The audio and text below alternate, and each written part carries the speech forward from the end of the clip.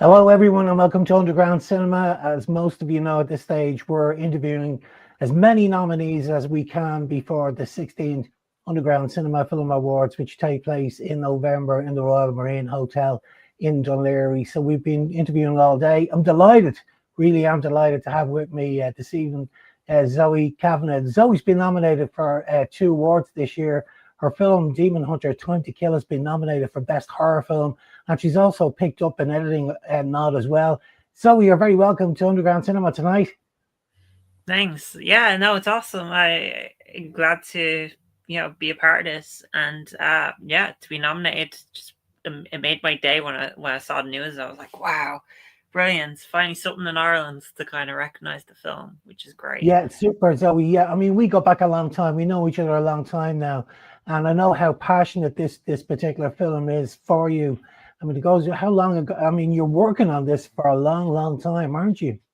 Yeah, so this is the second Demon Hunter Yeah. film, and I made the first film. The first film got released in 2017, and I shot that film in 2014, 2015. The post production took a long time because I was the only person financing that movie, and then eventually got distributed and released. It went around festivals, it won a bunch of awards, and then years were going by. I was writing other non-Demon Hunter films that I wanted to make. There was a slasher film set in the 80s, and then there was some revenge film I wanted to make, and some other loads of different ideas. But then years were going by, and I'm not getting any younger. Neve's like none of us. We're all aging, so I was like, "Fuck! I need to make another one of these." And we were trying to get one made for years because we actually had some like investors on board and everything, and we had script in 2017 and 2018, and but it fell through. It was supposed to shoot. We were going moving into production in the 2020s, early 2020s, but you know what happened in 2020. So we kind of like I guess it stalled it, and so I came with an idea, and I want to make something smaller. I want to make that 80s slasher movie. And I was like, how do I make this? Because I went to America and I made friends with uh, Ken Daniels there, who ran Fright Night Film Festival in the States in Kentucky. And I was like, oh, I should shoot a film in Kentucky. And so I wanted to make an old school 80s VHS slasher movie. But again, it was take two. Yeah, I was like, oh, but I need to make a Demon Hunter film. So I was like, what if I put my character in the slasher script? And then I was like, how is she going to get into that story? And me and Eve talked about it, and she's like, oh, well, you can't put phones in it. I was like, okay, time travel. But then if she comes in time travel, we have to have a time witch, and then we have to have Taran stuff with the city stuff and fighting monsters, and then bring that in. So it ends up becoming an amalgamation of loads of things into one movie. And so I was like, we have to make this film. I've never seen a film like this. It's just insane from start to finish. So I got a job. I worked really hard to save money up, and in September 2022, and in 2023, we went to America and we shot the movie in September 2022, and then in 2023 we shot a lot of in Ireland, the time period stuff like the Viking stuff and the night stuff and a few other things. We used Ballyfermot College we used for the TV studio, and we used Dunleary IDT for the TV for some of the green screen stuff as well, and some of the other corporate stuff in it where they break into Illuminati Industries. But yeah, so we did that, and then post production just became like another adventure because a film like this filled with VFX, and like that would cost a lot of money. So I had to upskill, and I worked with a lot of freelancers that I worked with from Fiverr that became networked with me and became a team of VFX artists working on this film for quite a while, like a year and a half, probably 2 years, and I think I spent about 30 grand on the VFX. Like, and then Wow. there's the song licensing as well, which is another thing. This film is a very musical movie. It's kind of a rock. It's like a heavy metal album come to life. It's like a rock opera, or with no one's dancing around singing, but the film is very musical. There's a lot of guitar solos in the film. And it's just kind of like having to navigate, talk to publishers, record labels, and trying to figure out who owns what. Sometimes someone owned a song at this in the 80s, this period, but this person owns it now. that was a headache in itself. But it was great. One of my favorite bands on the soundtrack. But actually two of my favorite bands were on the soundtrack. And yeah, no, it was really proud of that. It actually, my vision is kind of like it's there, it's brought to life. It's just a matter of like getting the world to see the movie. Yeah, I mean, I mean, it's a real labor of love. There's no doubt about it. So it sounds like it also was a massive learning curve for you. Yeah, I mean, there was like a lot of like understanding. Like, I give an example. So there's a lot of CG 3D environments in the movie. So one of the hardest things we had to go through a few VFX artists to pull this one off was there's a bit when Lisa Wilcox's character Elysia Chronica rises out of a blood pool, and she comes towards to talk to her henchmen about evil plans and all that. And that blood pool was inspired by Elizabeth Bathory in the 1600s, who bathed in her servant's blood, because she thought she'd get herself younger. So we actually just filmed at daytime in a normal swimming pool. I could have put red dye in the pool, but then cleaning out would be a nightmare, and it would have been a nightmare to do that on set. And I was like, I'm gonna have to figure this out. And I watched a lot of Collider crew videos, those guys on YouTube, and a few other YouTubers, and I was learning, right, what's the best method to pull this off. And one of the best methods would be to create a 3D model of the character, track it in, and then you could create the fluid simulation to hit off the model, and you could then make that 3D model invisible, or have it an element of it on the actor to seem as and then the entire environment is a 3D environment, which was made in Blender. But there was other things like learning. So say you move a camera like this, you go to After Effects, you camera track it, you send that information into Cinema 4D, and then you send that into Unreal Engine, and Unreal Engine then can take the language of that camera movement and use it in the sequencer over there. So you have a 3D environment in Unreal Engine. Now all of a sudden the camera movement you had there is now translated to the camera movement in Unreal Engine. So there was learning things like that as well. Because like I had a lot of hand in the final battle sequence. Now that's getting there's some CGI right now is getting cleaned up and upgraded, until the point we get released. We're constantly tinkering, to kind of clean up. But yeah, there was so much work. I think the most painful thing of VFX, and I knew I wasn't going to pay people to do this one, was rotoscoping. I had to do the rotoscoping because I know the torture and the pain, and I couldn't even imagine the cost people would have asked me for rotoscoping. So most of the rotoscoping was done by myself. I done it in DaVinci Resolve and After Effects. And someone told me I should have done it in Nuke, but I haven't learned Nuke yet. But so I've used those two. Yeah, so you can see why you got the nod for a best edit award this year. Cheers. Yeah, I just yeah. Just for those that don't know who Taryn Barker is, can you tell everyone, just explain to everybody who she is, and just give us an idea of the character? Okay, so Taryn Barker is a demon hunter, and she's kind of like, in the Saga film, she's a wisecracking badass who just fights all sorts of monsters. And I guess the comedy is her defense mechanism. But basically, her little sister Annabelle, when she was a kid, was abducted by who knows who. I've never revealed it in either film. And she blames it on herself. And unfortunately, she makes a bad deal with a bunch of rich Satanist elitists who try and possess her body with demons. But halfway through that ritual in the first movie, she got rescued by a bunch of hunters, the KIC, and now she's half demon, half human. She's later we find she's Nephilim. So basically, she has these powers that she can use against evil, and that helped her as she trained to fight demons. And so between the two films, she's out there saving the world, cracking jokes and being cool with a sword. She never uses guns, because I'm against guns, and I guess instinctually creating a character, I just feel it's wrong if she held a gun. She just hold a crossbow though, and she has to ride a motorbike, and she has a techie sidekick called Ethan. So Taran and Ethan are kind of like the components, like Bond and Q, or I think Yeah.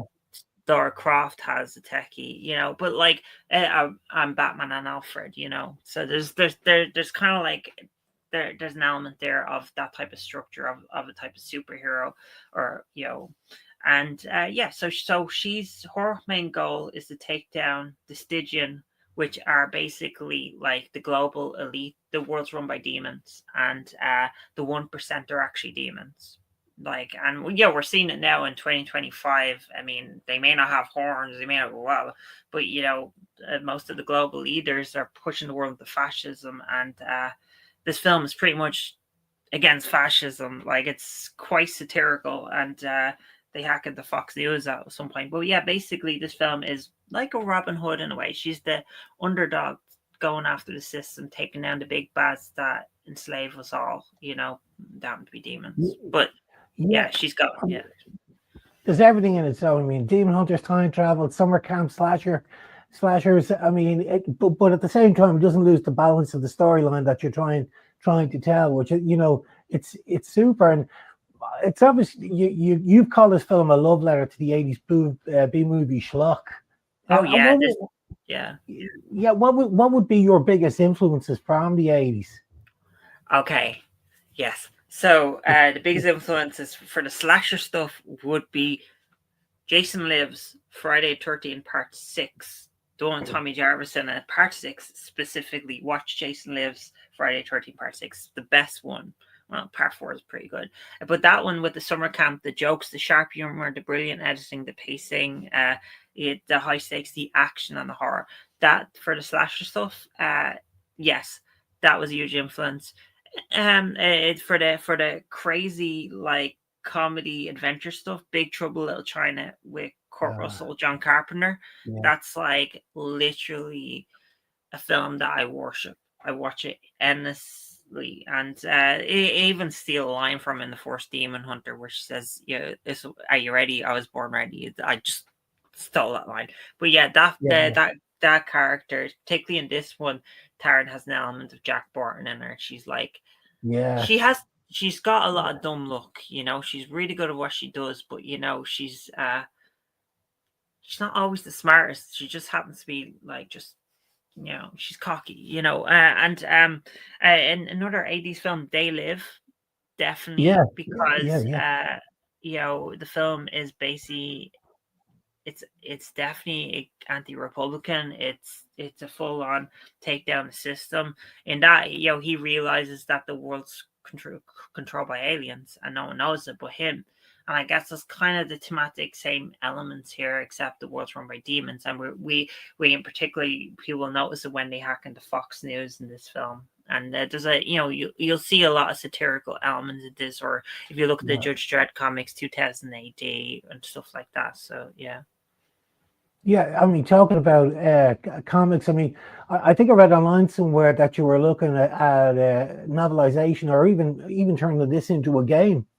Yeah, so actually, yes. So there is a mobile game available right now. So if you have, but it's only on the Androids at the moment. I'm hoping to get it pushed out onto iPhones and PC. That's I have to talk to the developer about that. But it's available for free to play on Androids. It's called Tarnberger Demon Hunter. So if you just Google that in Google Play, yeah. And I think if you pay, you can unlock things and not have to deal with ads and all that crap. But yeah, it's a platform game. It's like Castlevania, Metroidvania. You're going up and down fighting demons. The book is nearly finished. I've like, it's the book is about 100,000 words. It's basically, I have 2 more chapters to write. I have the prologue of the opening chapter to write. That kind of, how do I summarize this whole thing and at the start, and then there's a short story that I want to include that I haven't written yet, but I feel it needs to go in.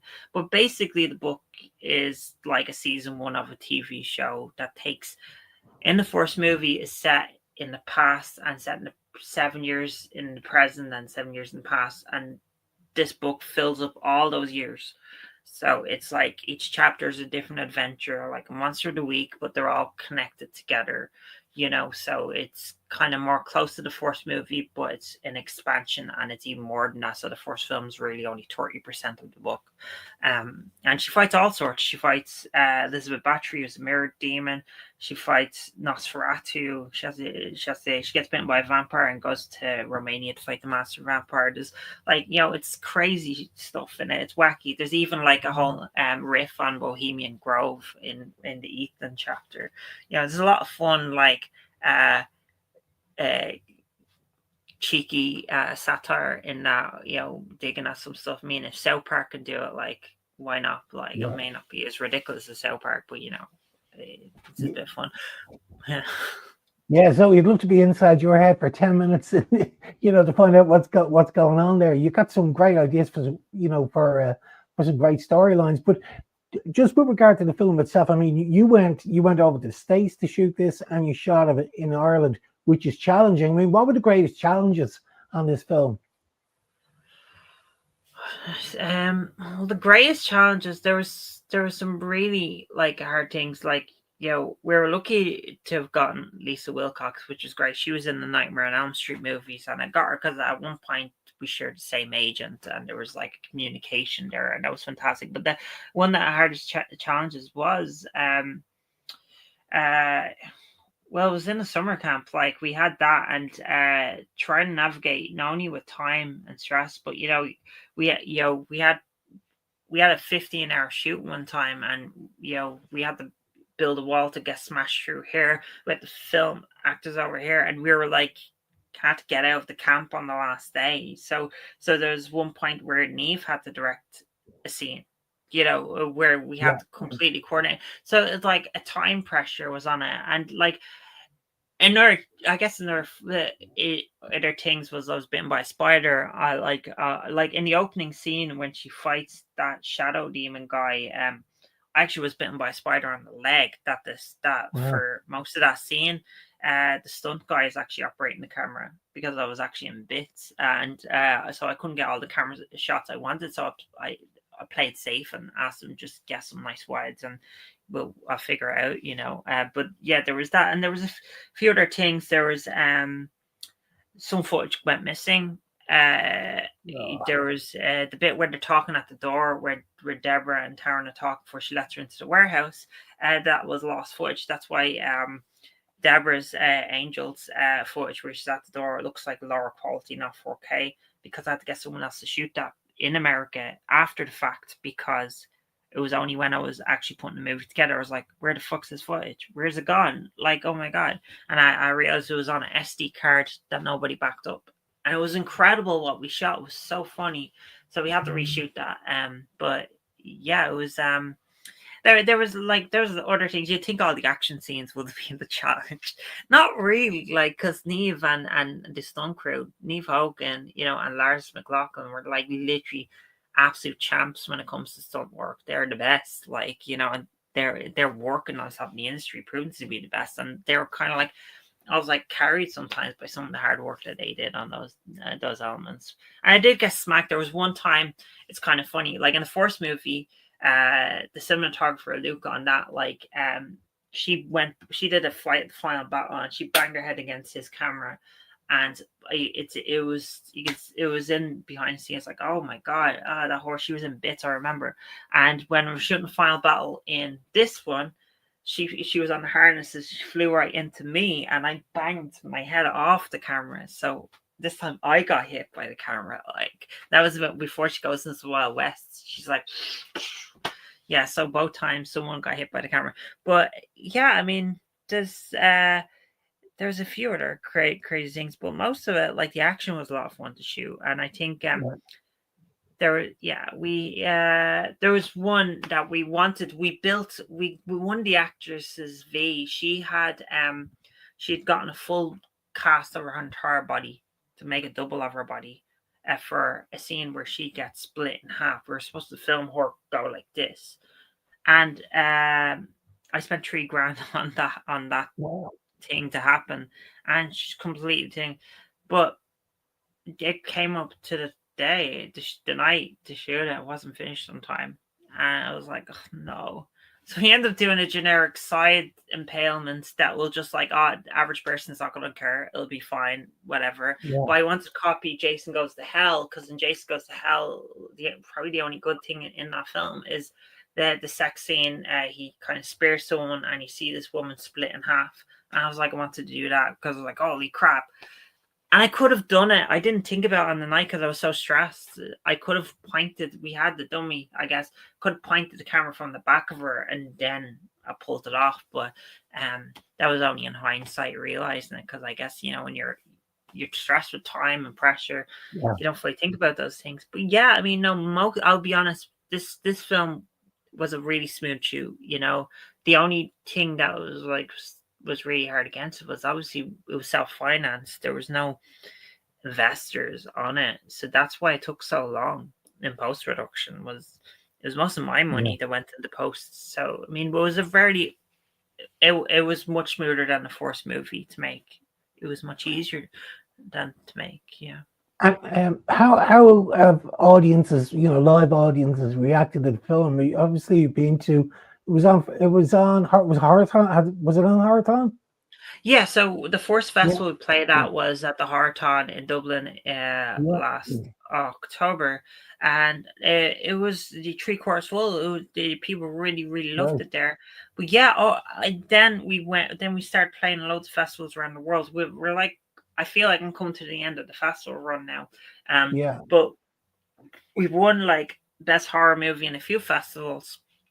And we won Best Horror Film at the Always Like TV Movie Awards, which was great. Recently, I won Best Director at the Cinema Scares Festival in Indianapolis. And there was a few others we won Best Horror Film for. And it premiered at the Bay of Blood in Canada. And right now, it's like I'll be heading off to Austria for the Fright Nights Film Festival, where it's one of the four main films start playing. There's a few features, not a lot of features playing, but a lot of shorts, and I'm very excited to go over there, doing Q&A. At the same time, it's playing in Fright Nights, and I'm raging. It's also playing the Belfast International Horror Festival, and I would love to go there too. Yeah, so it's playing there too as a double bill with Tammy and the T-Rex as the comedy of horrors double bill. And they have they're playing Night Living Dead and Candyman and The Descent, and they have Sean McDonald at The Descent who's going to be there. So that's a great thing. That's awesome. So I don't know if they have an award ceremony, maybe I can pop over from Austria. And then after that, I'm off to Sweden for the Light Till Dark Festival, where the film's playing over there. It's actually playing a double bill twice in the Light Till Dark Festival with Demon Hunter 1, on the first day and on the last day. And I'll be doing Q&A for both of those screenings.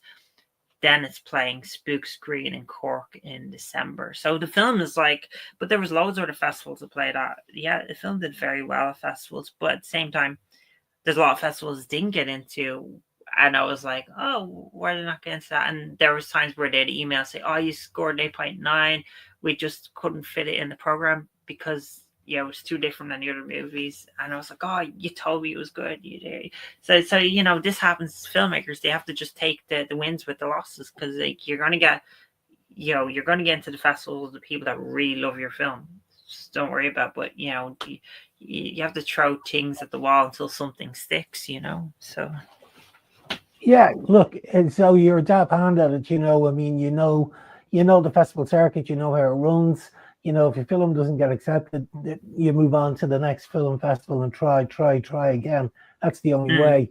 I mean, if you start taking all of these things to heart, you'll never make it as an indie filmmaker. So you've got the right, you've definitely got the right attitude. And listen, I'm absolutely delighted that it's got its run. The only thing I was disappointed with, Zoe, I was in a friend's house one day, and he's got a stick and dodgy box, and he's flicking through the movies, and all of a sudden I saw Demon Hunter Time to Kill on a stick. What? Yeah. No.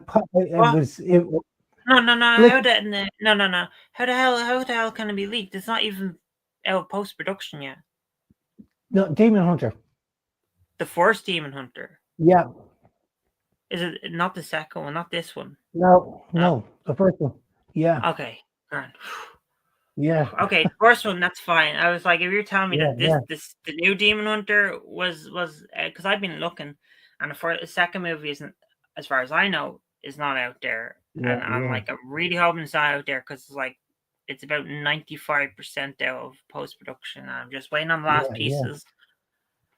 So just so Dave, so it was just the first movie, was it? That's the first one, but even still, it's Yeah, it's out there anyway.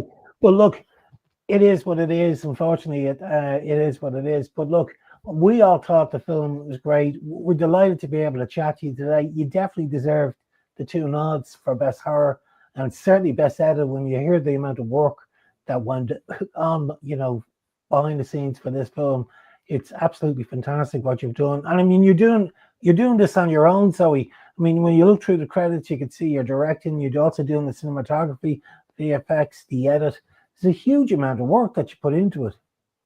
yeah. I mean, it's literally, I've been a slave to this film for quite a long time. I haven't done music videos for ages because of this post production. My mind has not been anywhere but just trying to get it to the finish line, So, uh, just putting all that work in, it's just really hard to make one of these films. I don't know. Like, I'd love to make another one, but someone better pay me if I was to make another Yeah, one of these films, because it costs like so much money. I think we've spent over 100 grand on the movie. yeah. Ah, yeah, but yeah, I've had to. You have to sometimes end up picking up extra roles on a film like this to cut Yeah. corners. Yeah, I mean, if you look at, I mean, what was the budget on this one, Zoe? Can you remember? So we have it written as 140 because there was expenses that one of the producers had that adds onto it. But on my side, I spent over 100. So I spent Mm. about 105 grand. I think she spent about 40-ish. So we'll say around 140 to be safe. 140 grand budget. Yeah. So yeah, it costs a lot of money, and this is not even, it's not even picked up for distribution yet. So marketing budget isn't even here yet. We haven't even Yeah. figured out what that's going to cost. So it could even be more, But for now, while we're just about to leave post production, yeah, 140 grand. Yeah. Wow. So honestly, that's just mind blowing, really. To be honest with you. But look, all I can say is well done. We all really enjoyed the film. We were delighted to screen it at Underground Cinema because the Underground is all about indie filmmaking, and this really was an indie film that an enormous amount of work went into, and also your cast and your crew, all your team did a fantastic job as well. There's a lot of people worked behind the scenes to make this film the film that it is. So well done to them as well. Yeah, so many people. It was really hard. Yeah, hey, I couldn't have done it without them. I was so, especially the American crew. Like, the fact that all of them worked for very little, you know, absolutely amazing. Yeah. Great. Well, so I'm going to wrap it up now. Listen, thanks a million for joining me tonight. It was great to have a chat with you. Will we see you at the awards this year? Yeah, I Or you plan to abroad? go. I will be there. I will be there. Haven't I haven't reserved yet, but I will. I'll be Yeah, there. yeah, cool. Well, if you're there, I can't wait to say hello to you in person. It's been a while, and Yeah, we look forward to welcome you down to Dunleary again. yeah, definitely. Yeah, no, for sure. I can't wait. It's gonna be great. Great.